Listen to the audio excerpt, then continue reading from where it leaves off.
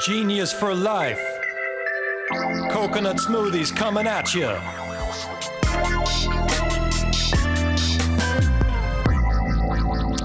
Hello there, how's it going? My name is Alex Spare. I am the CEO and founder of Genius Juice. Welcome to 15 Minutes of Genius.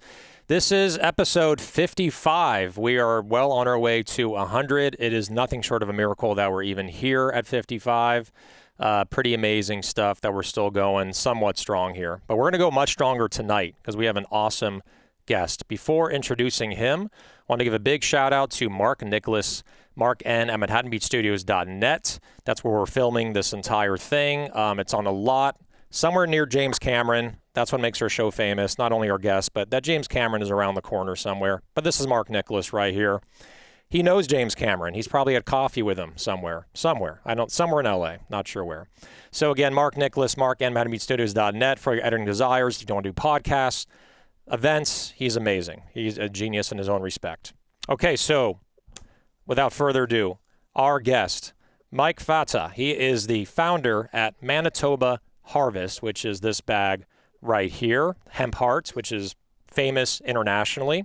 He is the chairman and CEO. He is the 10X entrepreneur with multiple 9-figure exits. He is a father. He is a mentor, natural health enthusiast, and also he is avidly on Clubhouse at the screen name or the user at Mike Fata on Clubhouse. So, Mike, how you doing, my friend? Doing well, Alex. Thanks for having me. Absolutely, man. So it's really awesome. I got to open up just with this Clubhouse thing because you did one the other day with Ryan Black. A lot of people are just on this platform now. It was incredible to have you on there, to have Ryan Black, who is the founder, CEO of Sambazon, the acai, a smoothie base, and all sorts of other products under acai. So tell us more about Clubhouse. I'm going to go more specific now. Why this platform? Why are you on it so much? What is the value? And what are your plans to continue kind of growing your presence on this platform? Yeah, well, great question. I actually got convinced to be on Clubhouse. It took several people to tell me it was going to be good for me, and it has been. I've done 4 different events now, and talked to some great founders, and it's Tuesday nights at 7 p.m. Eastern, and it's natural product founders helping founders. So a little bit of a founder's journey and story, and then we have Q&A with that other founders can come up on the stage and ask some questions. So all about sharing insights and sharing knowledge and helping the younger generation of natural product founders. Awesome. So what happened in the last, are there any highlights from this last session with Ryan and you at the helm with I was in the room probably for like an hour. There's got to be at least 50 or 60 people just hanging out in there listening to you guys. To carry a conversation for like 2-3 hours is not easy, right? Maybe Rush Limbaugh did it. Jay Leno did it. But how are you guys keeping this going for 2-3 hours? What's going on? How do you interact with the founders that are in this room? Tell us more about how the event recently went with you and Ryan.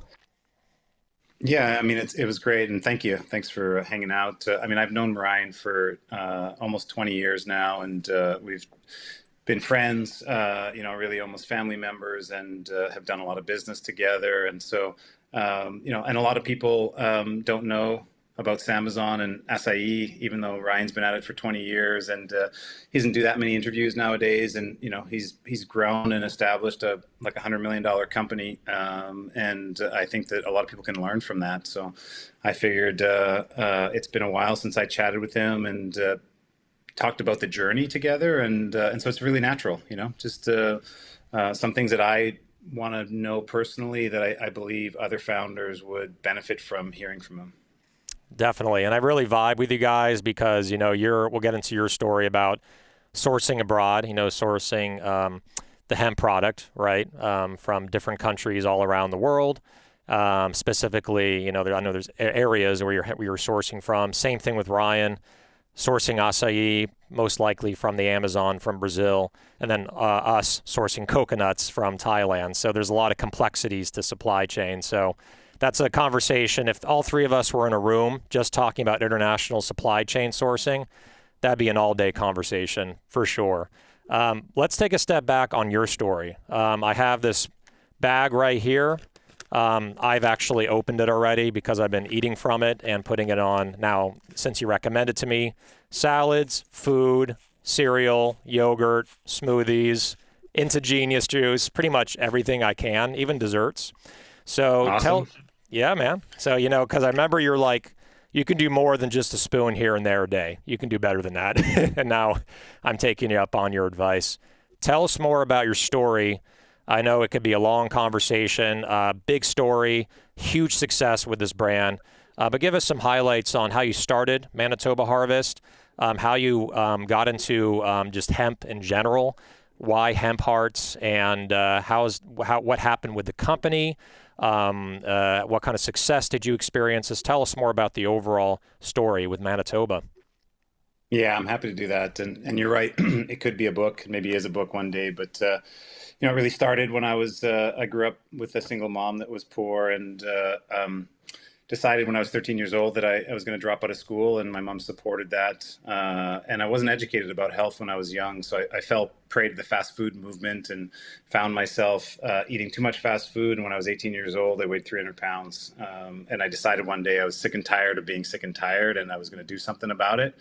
And that started my health journey and healthy lifestyle, which led me to hemp, researching health and learning about how healthy the hemp seed is, a rich source of protein, a rich source of essential fatty acids. And I had met the other two co-founders of Manitoba Harvest that helped to lobby the government to legalize hemp. And we got together in 1998 and started one of the first hemp food companies in Canada. And slowly but surely, one health food store at a time and one customer at a time, educated the world on why they'd want to buy Hemp Hearts and consume it into their daily diet. And we were very successful. So, after 20 years, we grew $100 million business, and we were also successful with exiting the business a couple times and selling it for more than $500 million.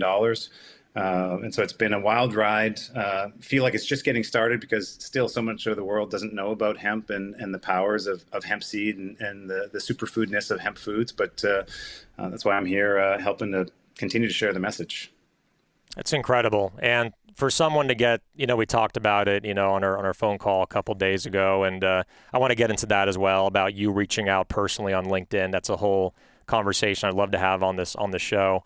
But getting to the end zone like this, right? Getting to an end zone, having an exit for nearly $500 million with a product that was relatively unknown until you got into the space. I mean, how does it feel to make it to the end zone? How does it feel to bring a product like this to the market? I mean, how's life now, given all the success you've had? Yeah, no, and I appreciate it. I like the sports analogies, and I'm Canadian, so it feels like I raised the Stanley Cup up twice, actually, for our business and our industry. So I'm very, very proud for the team that we built and the impact that we've made, both from sustainability and organic farming, organic hemp farming, and creating a socially responsible business that's made a healthy impact on people's diet and their lifestyle. And then it's been obviously very rewarding for not only myself and my family, but other people that have invested in me over the last 20 years. And so life is good. I'm afforded now time, and I'm using that time to give back to the natural products community because my passion is health, and I feel like my purpose is to help share health with the world. Awesome. And let's roll into that, because what I really respect about you beyond just the product, the story, the success, is that you are now making time to help other entrepreneurs like myself, right? Like we had a really cool deal where you're like, Alex, I'll help you regardless, but man, if you send me some free, send me some products, some smoothies, consulting session, 1 hour, ask me whatever you want. And we spent that hour just talking about Genius Juice, talking about your business and about life. So I love that about you, that you are making time. Tell us what your mission is specifically, it seems like on the LinkedIn platform, to connect with entrepreneurs, help entrepreneurs. What areas have you been helping people with? Have you been helping raise money, develop products? Just tell us more about your vision on how to help others on LinkedIn specifically. Yeah, well, I've always helped others, and I always really like to help others. My mom showed me that the best thing you could do is most fulfilling thing you could do is to give other people a hand up and a help up if you can. And so I've always enjoyed that in our industry. But a lot of my industry connections and relationships revolved around trade shows. For 20 years, I've done trade shows, many of them each year, and that's where I would get to connect with not only friends in the industry, but meet new people and meet entrepreneurs that were launching brands. And so last year in March when COVID hit and we had to cancel our trade shows, Expo West, but also our Canadian trade shows, I sat at home and said, I feel like I'm disconnected. And I've never been a big social media guy, but I did have a LinkedIn account. So I took to LinkedIn and started connecting and reconnecting with some of my industry friends, but then meeting new entrepreneurs and new founders in the industry and sharing some of my personal story and our my journey that I probably hadn't shared before, which I've also found very therapeutic for me on sharing that. Um, and I think over the last year, I've probably had 500 conversations with different Mm, founders wow. and just trying to see if I can be helpful. And I've distilled that down to say, just tell me what you're doing. Everyone else always wants to know how we did it at Manitoba Harvest, which is one aspect. But I just like to understand, what are you trying to do in your business? What position are you in your business? And then I would strategically tell you what I would do if I was in that same situation. And that could be raising money. It could be, HR and restructuring the business. It could be a sales and marketing activities or strategy. And I just feel like it's a natural thing for me to give back and share in that way. And it's been hugely helpful for a number of entrepreneurs. That's incredible. Like 500 different conversations. That's a full-time job in and of itself. That's, And even 500 is like 10 a week, half an hour here and there. And yeah, it's, I've mentored many entrepreneurs over the years. Now I have more time to do it. I am conscious of my time, but some of those things are really easy for me to give back and just have a conversation. And sometimes it's a strategy chat. Sometimes it's an introduction to someone that a funding partner or someone else that could be a strategic to the business. And I had people that helped me up in Manitoba Harvest in our journey. So I enjoy doing it. exactly. That's something that I was just thinking of while you were talking about how you're helping entrepreneurs, is that we were in that position once, right? Where we started a business. We didn't know where to turn, brand new industry. I came from insurance. I was knocking on doors selling Aflac coverage for 7, 8 years. All I knew about food and beverage was how to eat it and drink it. That was basically it. So there's many people along the way that has led to my success to where I am today. And it's the same thing with yourself, right? You got to have the personal grit. You got to have that energy and the spirit to do it. But you got to also get a little lucky by getting the right people on your side to help mentor you and lift you up. So, yeah, I really appreciate what you are doing, because we all need that as young entrepreneurs getting into this business. So what else? I guess maybe some tips to entrepreneurs, right? Maybe share a little bit of that magic that you've been helping others with. Let's talk about ideation and products, right? Like what do you see as really, where is the market going? What is the best product to release right now?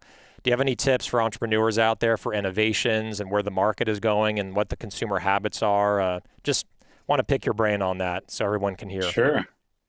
Sure. I mean, I always think it's so individual, and it's a little bit cliche. Talked about the why, but I believe the why is really important. My why is health. It's how I've come at my personal life changes, and that led me to hemp. But now I'm interested in anything that's going on in health. So, people that if they're super passionate about coffee, maybe they're going to get in the coffee business. If they're super passionate about coconuts and smoothies, they're going to get in the coconut smoothie business. And so you could take that approach, and I think that's the first part that's helpful for founders to be to set them on a path to be successful. And then from there, you want to be different. You want to be your unique self. You want the business to be its unique self so that it stands out. I'd say, it's hard to be a Me Too product if you're the 100th cold brew coffee that's not doing it any different. That's probably going to be a challenge for you. But if you're doing it differently, whether that's different flavor profile or certified organic or just being a little bit more specialty, you're probably going to have an easier time to stand out against the crowd. So That's how I would address your question is for people to look for their passions and what they're passionate about, and then make something unique from that. And it's okay to take from what others have done. I just say, repurpose with pride. If you could look at others and repurpose with pride and make it uniquely yourself, that's okay. I don't know if there's that many true innovations in our business, but there's slight innovations that you can really create a successful product for yourself. Got it.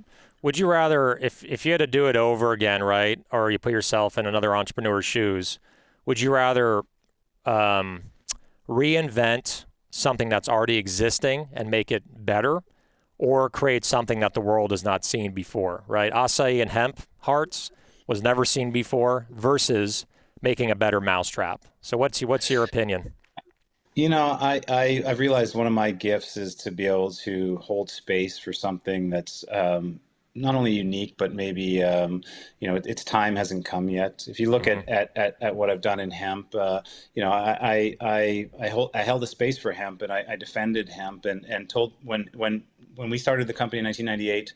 And we went to our first trade show, 90% of the people walked by and laughed and said, "No, hemp's not for me. I'm not into that." Right. And so I can hold space for that. And so I think I can defend something that's a lot more unique. I would have a harder time, doing a slight innovation of something. And if you look at the other projects that I've been involved in or am involved in after Manitoba Harvest, it's down that same line. So, Ohm Mushrooms, which I chaired the board there for 3 years, is the leader in functional mushrooms, growing organic functional mushrooms in California.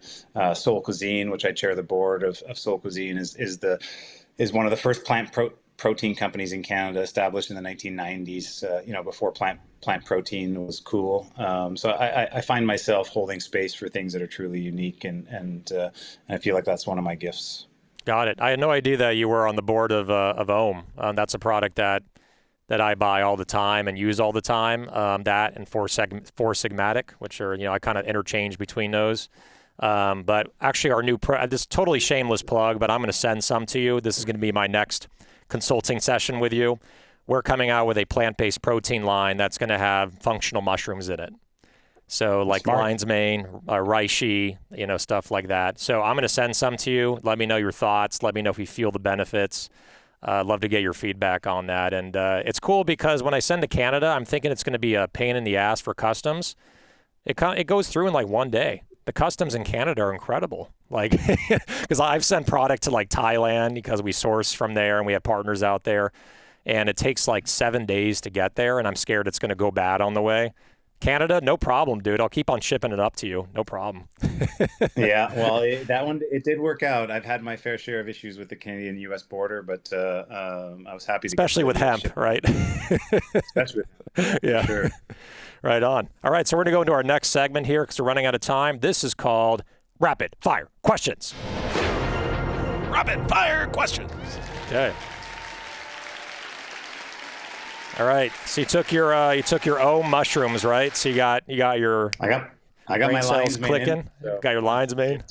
All right. Let's do it. So you know the drill. You watched episodes. It's questions, answers. That's it. I think let's go for the record time for how quickly you can go through this. Most people take way too long. I know you can get through this so freaking fast, given, you're you. So let's do this. NSYNC or Backstreet Boys? Neither. First thing you do when you wake up? Meditate. Movie you can watch an unlimited amount of times? Indiana Jones. Love that. Which one? Any of them, but I like Temple of Doom. Okay, Last Crusade for me. Sean Connery, R.I.P. Song you can listen to an unlimited amount of times? Bob Marley, Redemption Song. I knew it was Bob Marley. I just knew it. You and Ryan Black, right? Bob Marley. Favorite sport to watch? Hockey. Zoom, Microsoft Teams, or Google Meet? Which one do you like to use the most? FaceTime. FaceTime. That's right. Our first meeting was on there. What is your spirit animal? Octopus. Wow, unique. 8 arms, right? So, window seat or aisle seat on an airplane? Always an aisle seat. Peanut butter or almond butter, or neither? Peanut butter, even though I don't eat too much of it, but I like peanut butter. Omnivore, flexitarian, vegetarian, or vegan? I've been all of those over the years, but I would say flexitarian nowadays. Qualitarian with a Mediterranean diet. Nice. Unique. Love it. Cold weather or hot weather? I can probably guess that one. I like both, but it's coming into spring here, so I'll take summer, hot weather for Manitoba. Okay. Very cool. Yeah. Better harvesting, right? LeBron James or MJ? Take MJ because I've wore the shoes. There you go. Ginger or turmeric? Both, but turmeric would have to squeeze it out for me. Favorite food or drink if you're stuck on a deserted island? You cannot say Genius Juice. You cannot say Manitoba Harvest. You cannot say Ohm. And you cannot say Soul Cuisine. Midday Squares. Midday Squares, man. That guy's awesome. Jay Carls just had him on one of our episodes. So that is rapid fire questions with Mike Fata. Was a founder of Manitoba Harvest, $500 million exit. He is an advisor on many boards. He is on LinkedIn. He is on Clubhouse.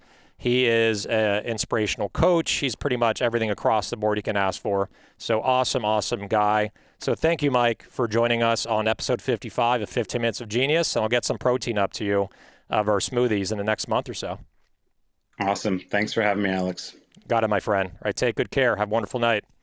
All right, so again, that is episode 55 with the man, the myth, the legend, Mike Fata. So make sure to check us out. We are posting our episodes on Tuesdays and Fridays of every single week.